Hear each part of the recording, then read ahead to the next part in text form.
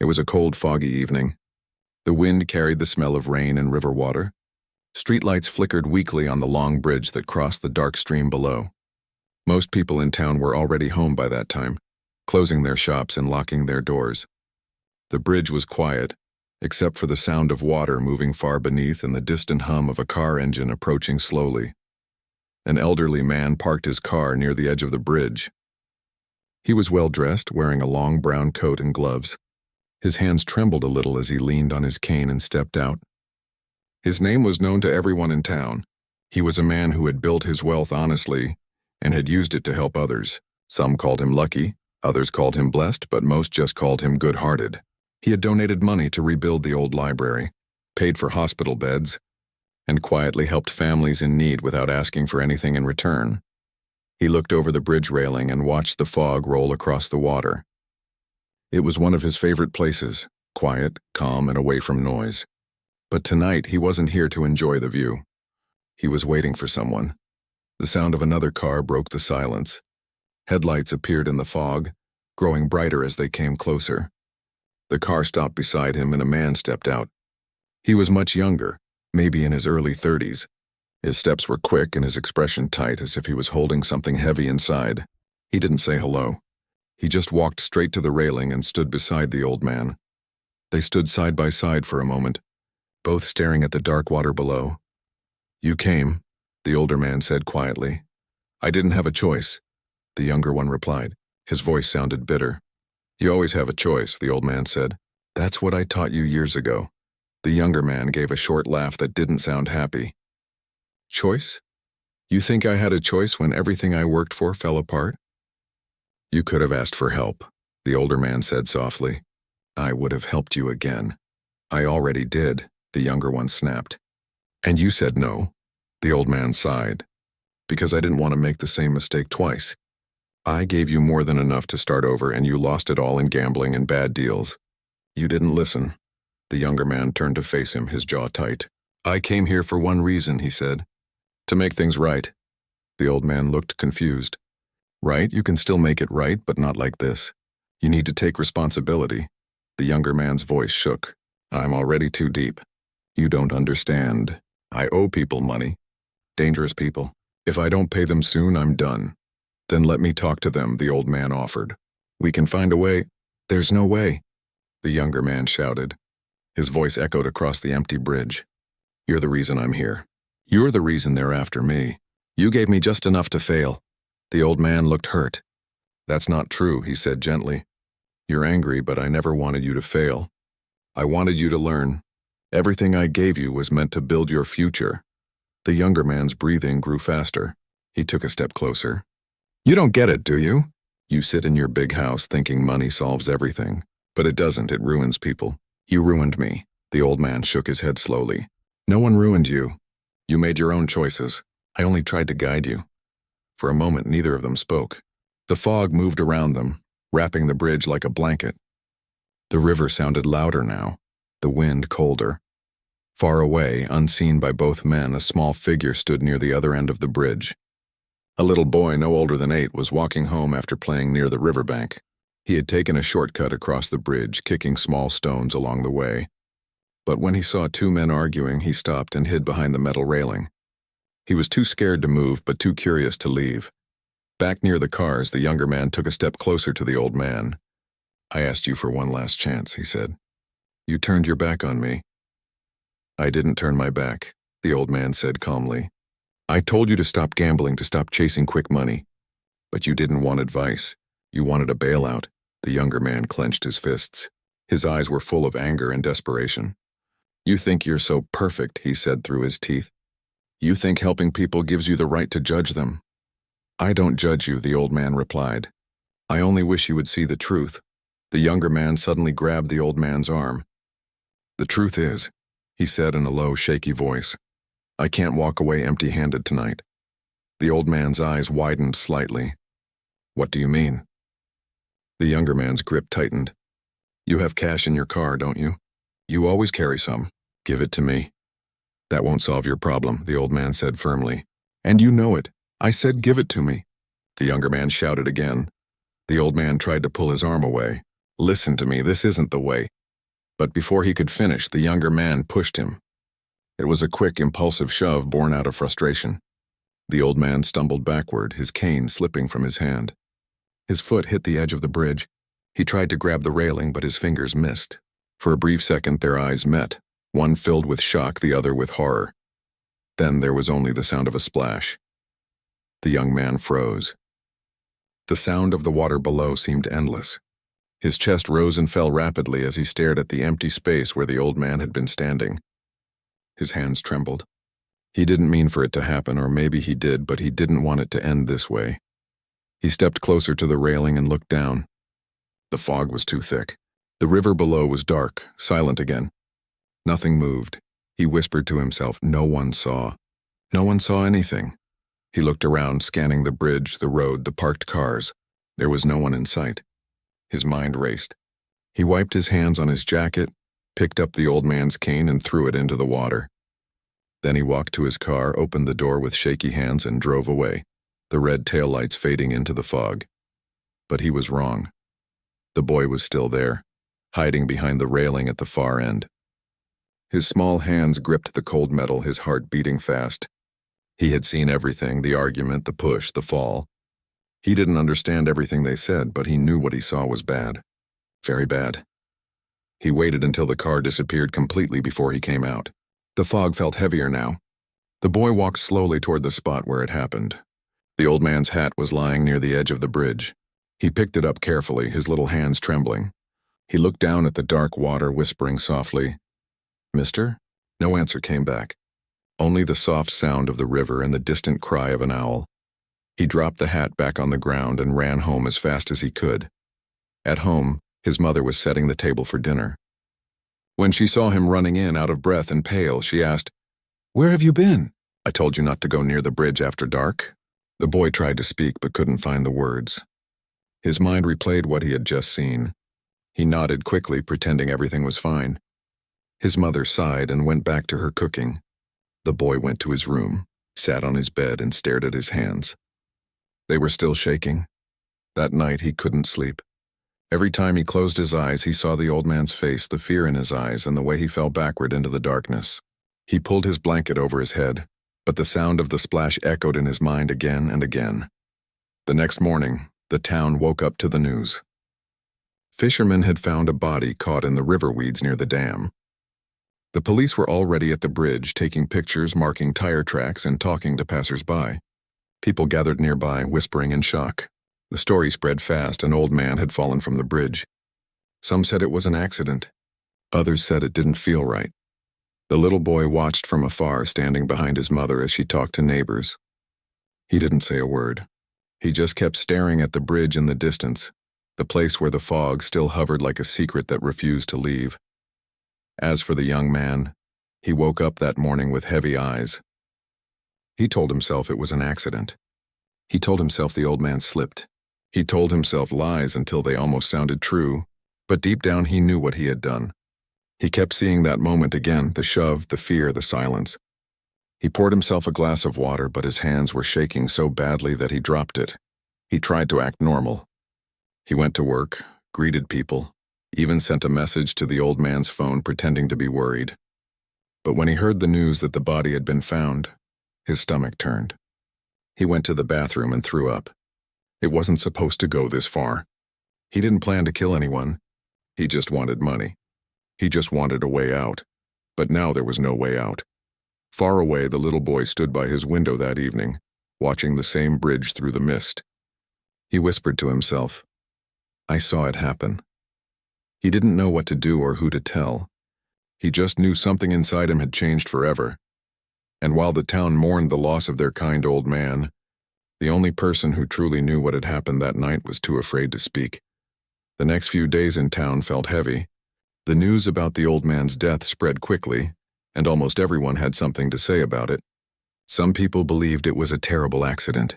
Others whispered that maybe it wasn't, but no one had any proof. The old man had been well known for years. He wasn't just rich, he was respected. He had helped people find jobs, helped students with school fees, and even paid for repairs at the local park. Losing someone like that felt personal to everyone. On the morning of his funeral, the small town looked quieter than usual. Shops stayed closed longer. Even the wind seemed softer. People gathered at the church, many with tears in their eyes. His photo was placed near the altar. He was smiling in it, wearing the same hat that had been found on the bridge. The boy stood near the back of the crowd with his parents. His small hands held tightly onto his mother's coat. He didn't cry, but his eyes didn't leave the picture of the old man. Every time someone said what a kind soul he was, the boy's heart ached a little more. He wanted to shout out what he saw that night, but fear stopped him. The man who did it was also there, standing among the mourners. The boy recognized him immediately. The man wore a dark suit and dark glasses, pretending to look sad.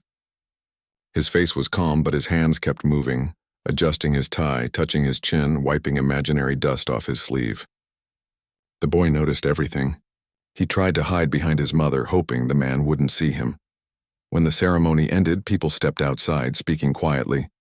Some shared stories about the old man, remembering his kindness. Others speculated about what could have happened on the bridge. Maybe he slipped, someone said. It rained that evening, another added. Those wooden planks get slippery. The boy wanted to say, no, that's not what happened. Someone pushed him, but he couldn't. His throat felt tight and his chest hurt. That night, while everyone was asleep, he sat on his bed and took out a small notebook. He started drawing, the bridge, the fog, and two figures standing near the railing. He drew one man pushing the other. His drawing was simple but clear. He stared at it for a long time before closing the notebook and hiding it under his pillow. Days passed. The police continued their work. They took statements, asked people if they had seen anything unusual that night, and checked nearby cameras. But the cameras near the bridge hadn't worked for weeks. There were no clear clues. It looked like an accident, at least on paper.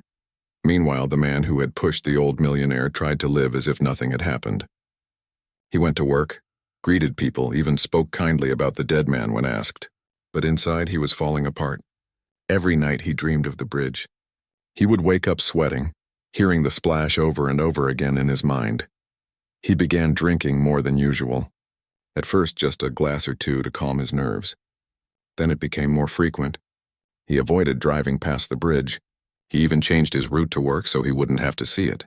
But guilt has a way of finding people, no matter how far they try to run. One evening, he sat alone in his car, parked near the riverbank. The fog had started to rise again, just like the night it happened. He stared at the water, gripping the steering wheel so tightly that his knuckles turned white. "Why did I do that?" he whispered. He was trying to help me. He hit the steering wheel once hard and closed his eyes. But no amount of regret could change what was done. Back at the boy's home, things weren't the same either. His mother had started noticing small changes in him. He didn't talk much anymore. He didn't play outside. Sometimes she found him staring out the window toward the bridge. One afternoon, she sat beside him and asked softly, "Is something bothering you?" The boy hesitated. He wanted to tell her everything, but the image of the man in the dark suit scared him. He finally said, "I had a bad dream." His mother smiled gently and stroked his hair. "It's just because of what happened. Everyone's sad right now. Don't worry, sweetheart. It'll be okay." But it wasn't okay. The boy's silence grew heavier. A week later, at school, his teacher noticed the same thing. The boy wasn't talking during class.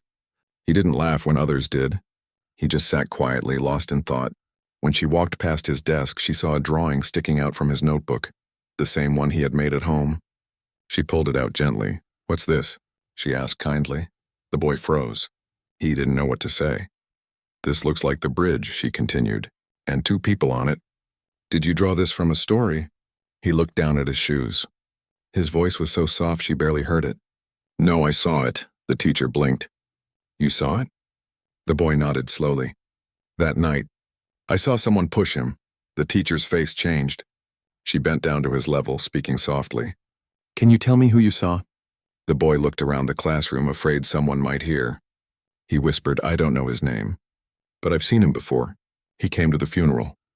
The teacher stayed calm, though her heart was racing. She didn't want to scare the boy. She told him gently, "You did the right thing by telling me. I'm going to talk to your parents, okay?" That evening, she met his parents after school. They listened in shock as she explained what their son had said. His father asked, "Are you sure?" Maybe he imagined it. He's been through a lot lately. The teacher shook her head. He described it clearly. The bridge, the argument, even the way it happened. It sounded real. The boy sat in the corner, quiet but watching. He could tell from the adults' faces that they were unsure what to do.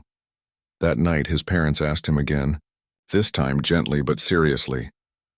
"Tell us what you saw," his father said. The boy hesitated but then told them everything. From the moment he saw the two men arguing to when one pushed the other. He didn't leave out a detail. His parents listened in silence. When he finished, his mother hugged him tightly. "You were so brave," she whispered. "You did nothing wrong." The next morning, his father went to the police station. He told the officers what his son had said. They didn't dismiss it. They asked to speak with the boy directly. At the station, the boy was nervous. The officer who spoke to him was calm and kind, speaking softly so he wouldn't be afraid. The boy repeated his story again, every word, every detail. When he described the man's face, the officer exchanged a look with his partner. They recognized the description. It matched someone the old man had once worked with, someone who had been struggling with debts recently. The police didn't tell anyone about the new information right away. They decided to quietly reopen the case. Over the next few days, they started collecting more evidence. They checked the old man's phone records and found messages between him and the younger man. The messages showed the two had planned to meet at the bridge that night. They searched the area again and found fresh tire marks matching the younger man's car. There were also fingerprints on the railing. It wasn't enough to prove murder yet, but it was enough to raise questions. Meanwhile, the man himself began noticing strange things. He saw police cars near his workplace. One evening, two officers came to ask routine questions. Nothing serious, they said. But he could tell they knew something. His heart pounded as he answered carefully, pretending to be calm. After they left, he sat down and buried his face in his hands. The weight of guilt felt unbearable now. Every sound made him jump. Every knock at the door made his stomach twist. That night, as he drove home, he thought he saw a small shadow near the bridge. He stopped the car and looked out, but no one was there. Just fog and the quiet sound of water below. He muttered to himself, "I can't live like this." Back at the boy's home, his parents tried to comfort him. They told him the police were doing their job and that he didn't need to be scared. But he still had nightmares. In his dreams, he saw the man turning around and seeing him. He would wake up crying, whispering, "He knows I saw." His mother would hold him close until he fell asleep again. A few days later, a police officer visited their home and thanked the family for coming forward. "Your son's statement helped us look at the case differently," he said. "We're close to finding the truth." The boy listened quietly, clutching his mother's hand. He didn't want to be called a hero. He just wanted peace. But in another part of town, the man who had caused it all was losing his mind to guilt and fear. He stopped going to work. He ignored phone calls. He knew it was only a matter of time before everything came out. One evening, as rain poured down, he looked at himself in the mirror. His reflection looked older, broken. He whispered, "You can't hide forever." And he was right, because the truth, once seen, never stays hidden for long. And the little boy who had once been too scared to speak had unknowingly become the voice that would bring everything to light. The days kept moving, but the weight of what had happened hung over the town like a cloud that wouldn't leave. The river had gone back to its quiet flow, and people had returned to their routines, but deep down everyone still spoke about the old man.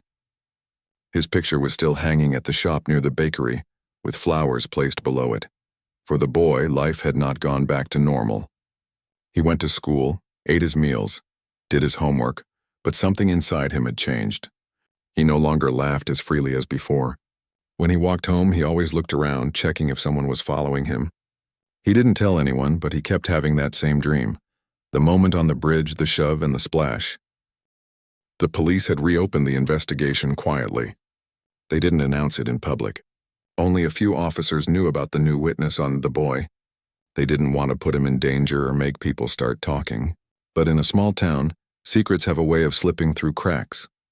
One evening, the man who had pushed the old millionaire got a call from an unknown number. When he answered, no one spoke at first. Then a voice said, "The police are asking questions again." And then the line went dead. His hands started shaking. He sat down, trying to steady his breathing. They can't know anything, he told himself. They have no proof. But deep down, he didn't believe that anymore. He began noticing things. A police car parked near his office for longer than usual. 2 officers speaking to his neighbor. A file folder left on a desk with his name on it. Every small thing made his heart race. That night, he couldn't sleep. He sat on his bed staring at the wall, hearing that splash again and again in his head. He whispered, "It was an accident. I didn't mean it." But saying it didn't make it true. Across town, the boy was also awake. He sat at his small desk, flipping through his notebook. Inside were his drawings, the bridge, the fog, and the 2 figures.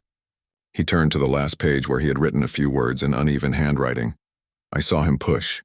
He stared at the words for a long time. He wanted to be brave, but the memory scared him too much. What if the man found out he was the one who told the police? The next morning, his teacher asked him to stay after class. She spoke gently. "I just wanted to check on you. How are you feeling?" He shrugged. "I'm okay. You've been very quiet," she said softly. "You don't have to be afraid anymore. You did the right thing." The boy looked down.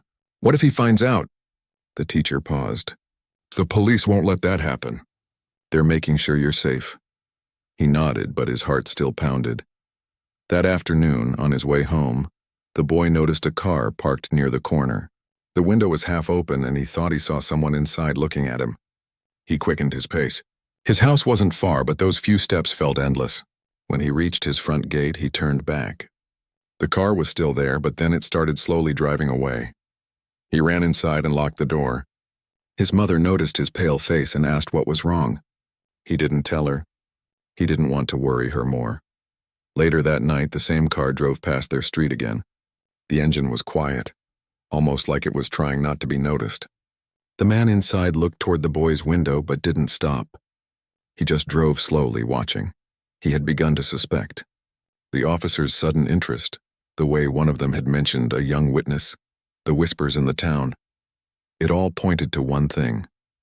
Someone had seen him that night. He didn't know who it was, but he had an idea. The only other person on that bridge must have been the boy. The next morning, the man went to his office but couldn't focus.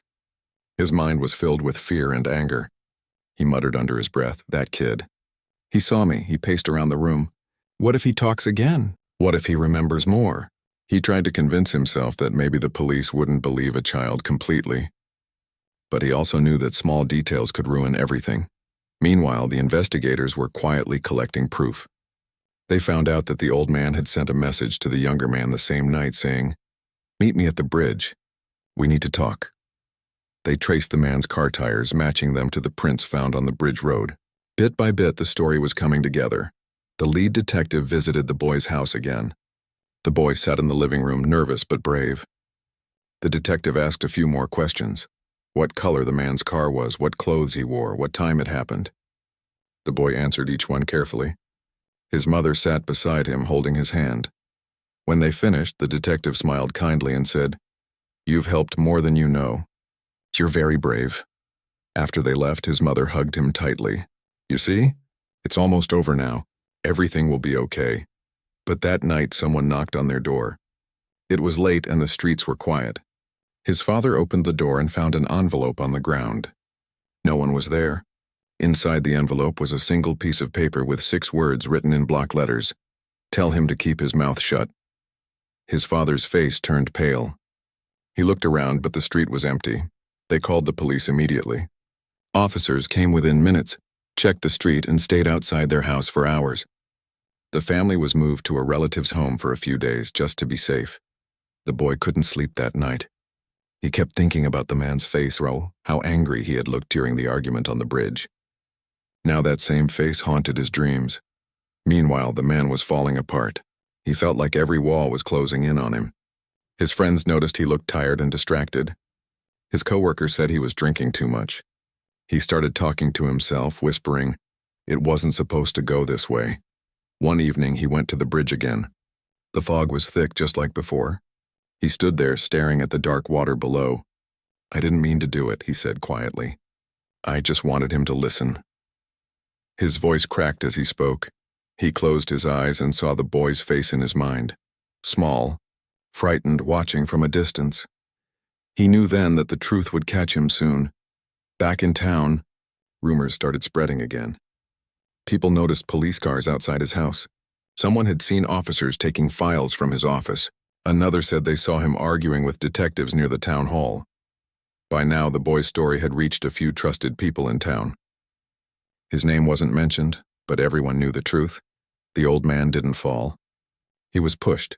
The pressure was too much for the man. He began avoiding everyone. He locked himself in his house and ignored calls. The guilt had become a voice that never stopped whispering in his ear. He couldn't look in the mirror anymore without seeing the old man's eyes. Then one night, a police car pulled up outside his house. The officers knocked on the door. He didn't answer. They knocked again. After a moment, he opened the door, his eyes red and tired. He didn't even ask why they were there. He just said, "I know why you've come." They read him his rights and asked him to come to the station. He didn't resist. He just nodded and said softly, "I guess it's time." At the police station, they showed him the evidence, the messages, the witness statement, the tire marks. He didn't deny any of it. He sat in silence for a long time, staring at the floor. Finally, he said, "I didn't plan to kill him. He helped me once. I just lost control." The detective asked quietly, "Why didn't you come forward after it happened?" The man's voice broke. "Because I was scared. I thought no one saw." The detective replied, "Someone always sees." The man looked up, eyes full of tears. "The boy, I knew it was him." When the confession was complete, the police called the boy's parents to let them know the case was solved. They thanked the family for their courage. When his mother told him, the boy sat quietly for a long time. "So he's going to jail?" he asked. "Yes," she said. "It's over now." But it didn't feel over for him. He still remembered that night every time he crossed the bridge. The place didn't scare him anymore, but it made him sad. He would stop there sometimes, looking at the water, remembering the man who used to help everyone, and thinking how one act of anger had destroyed 2 lives, one taken, one ruined. The townspeople placed flowers on the bridge every year after that. The boy grew older, but he never forgot. He didn't talk much about it, but sometimes he would write in his notebook again. He wrote, "Even if people forget, the river remembers." And deep inside, he carried both the pain of what he saw and the quiet strength of knowing that telling the truth had set things right. The days that followed were quiet in town, but beneath that silence, something was happening. The police had reopened the case quietly after the little boy's statement. They didn't make any announcements or hold any press meetings. They didn't even tell the local newspaper. They wanted to be careful if the man who pushed the elderly millionaire knew they were investigating again. He might run or destroy evidence. A small team of detectives started revisiting the bridge where the tragedy happened. They went over every detail they had missed before. The first time they had thought it was an accident. The old man had been elderly, and the bridge was slippery that night. But now that a witness had come forward, everything looked different. One of the officers crouched near the railing looking at scratches on the metal. "See this?" he said to another. "It's like someone held on," or tried to. They collected photographs, checked the soil for any remaining prints, and went through camera footage from nearby shops and roads. At first there wasn't much, but then they found something small yet important. A vehicle had been parked near the bridge that night. The car's headlights had been off, but the outline matched the kind the suspect drove.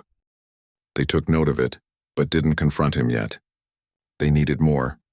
Meanwhile, the man who had pushed the old millionaire began to feel something was off. People who used to greet him with warm smiles now gave him short nods.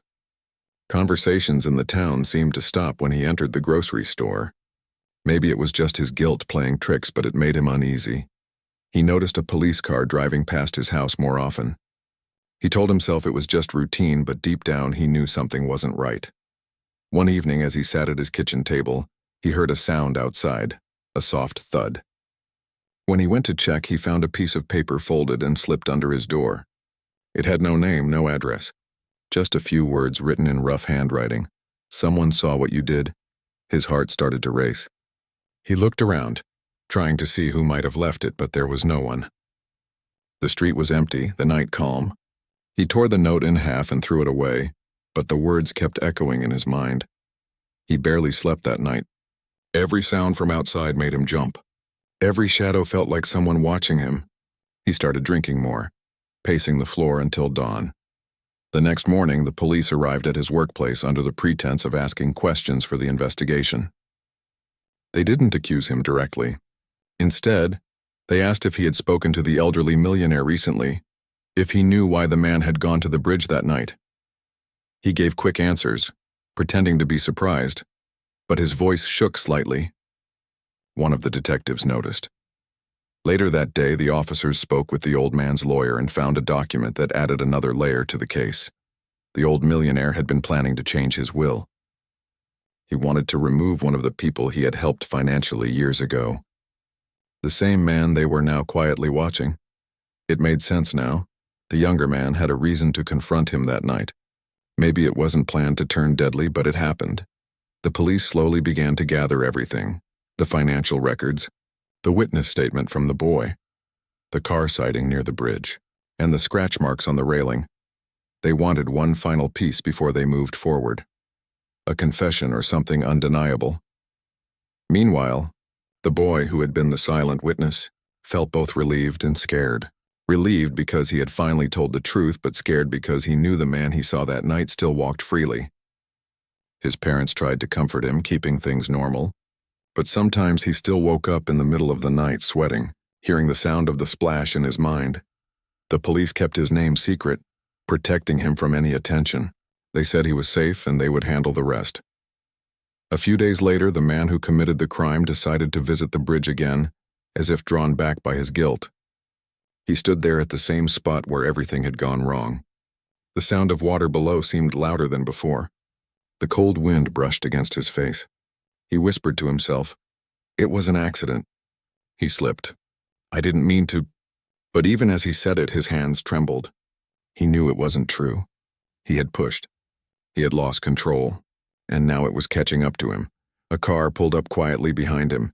It was the police. They stepped out and called his name. He turned slowly, trying to act surprised.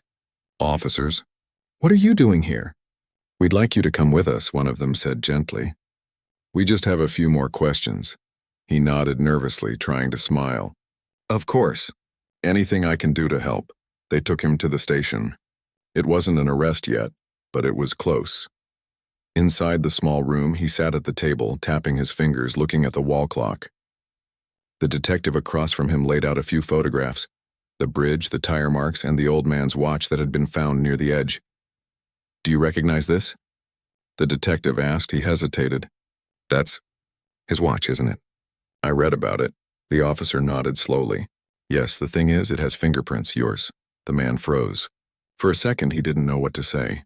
He had touched the watch when he tried to stop the old man from falling, but he didn't mean to leave it behind.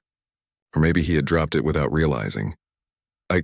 I was there," he stammered finally. "But it wasn't what you think. It wasn't murder. We just argued and he slipped." The detective leaned forward. "Argued about what?" He went silent. His eyes moved down to the table. The silence stretched until it was heavy enough to fill the whole room. Then he whispered, "Money. He was going to cut me out. I needed more time to repay him, that's all." The officer nodded again. And when he said no, the man took a deep breath. "I got angry. I pushed him back just to stop him from walking away. But he lost balance and fell. I tried to reach him, I swear. I didn't mean for it to happen." The detective watched him closely. "And you left? You didn't call for help?" He lowered his head. "I panicked." Tears started to form in his eyes and his voice cracked as he said, "I didn't want to kill him. I just couldn't stop it." The room fell silent again. The sound of the clock ticking was the only thing between them. After that confession, everything moved fast. The police gathered the rest of the evidence and confirmed the details. The fingerprints, the boy's account, the financial motive. All of it painted a clear picture. When the man was officially charged, the town reacted with disbelief. People who had known him for years said they never thought he could do something like that. Some tried to defend him, saying it was a moment of rage, while others felt no sympathy. The bridge became a quiet place again, but this time, flowers began to appear along the railing. People came to pay their respects to the old millionaire who had helped so many. Some even said they had seen the man who confessed sitting there days before, crying to himself. The little boy's name never appeared in the news, but the officers and his family knew the truth. His courage had changed everything. Without him, the truth might have been buried forever. The case closed with both sadness and relief. Sadness for the life lost and relief that justice had finally been served. But for the boy, the story wasn't just about justice. It was about the night he learned that doing the right thing can be hard and frightening, but silence can hurt more. When the sun set over the river that week, the bridge glowed softly in the fading light. The water below flowed quietly as if nothing had ever happened there. Yet for the people who knew the story, that place would always hold a memory, a reminder that truth always finds its way, even when hidden in the dark. And for the man sitting in his cell, the sound of that river haunted him every night. It wasn't the law that punished him most. It was the memory of that single moment, the push, the splash, the silence afterward that he could never escape.